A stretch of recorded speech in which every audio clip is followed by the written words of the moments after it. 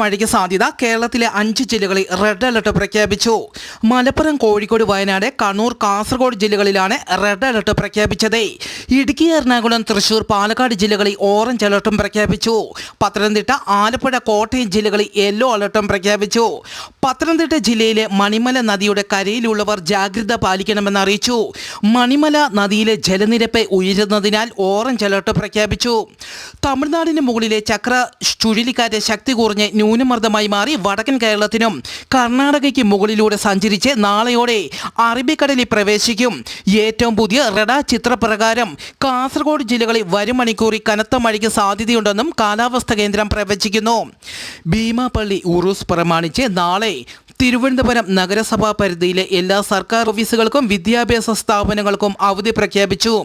കനത്ത മഴയുടെ പശ്ചാത്തലത്തിൽ നാളെ കാസർഗോഡ്, തൃശൂർ ജില്ലകളിലെ എല്ലാ വിദ്യാഭ്യാസ സ്ഥാപനങ്ങൾക്കും ജില്ലാ കളക്ടർ അവധി പ്രഖ്യാപിച്ചു.